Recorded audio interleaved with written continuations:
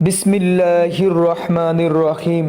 ইয়া আল্লাহু ইয়া রহমানু ইয়া রাহিম ইয়া রহমাতাল লিল আলামিন।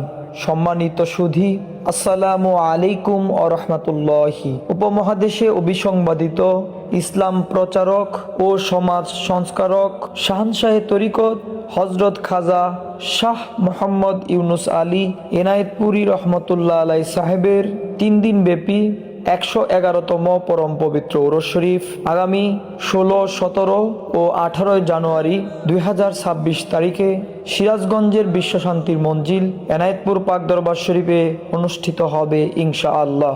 18 জানুয়ারি 2026 ঈশাই মোতাবেক 4 মাঘ 1432 বঙ্গাব্দ রোজ রবিবার সকালে আখেরি মোনাজাত। উরস শরীফ উপলক্ষে দেশ বিদেশ থেকে লক্ষ লক্ষ আশেকান জাকেরান ধর্মপ্রাণ মুসলমানগণ এনায়েতপুর শরীফে উপস্থিত হবেন। ইতোমধ্যে দেশের বিভিন্ন প্রান্ত থেকে জাকেরান আশেকান আল্লাহ ও রসুল পাকের মহব্বতে কাফেলা নিয়ে বিশ্ব শান্তি মঞ্জিল এনায়েতপুর শরীফের উদ্দেশ্যে রওনা হয়েছেন। হযরত খাজা মোহাম্মদ ইউনুস আলী এনায়েতপুরী রহমতুল্লাহ আলাই সাহেবের প্রচলিত শিক্ষা অনুযায়ী উরস শরীফে ধারাবাহিকভাবে চলে দেশ বরেণ্য আলেম ওলামাগণের দ্বীনী আলোচনা, কুরআন সুন্নাহ আলোকে বয়ান, দৈনন্দিন জীবনে বিভিন্ন আমলের তালিম এবং নৈতিক ও আত্মশুদ্ধির তরবিয়ত।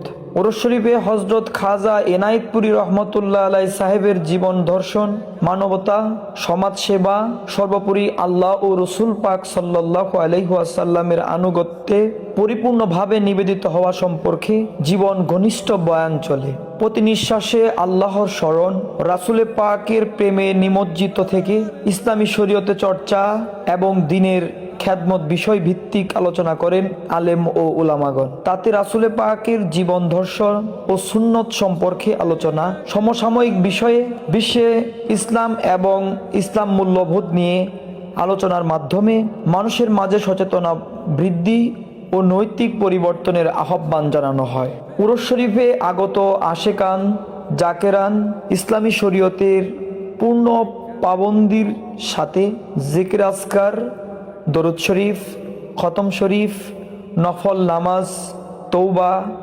তাসবিহ তাহলিলের মাধ্যমে রাত দিন অতিবাহিত করেন।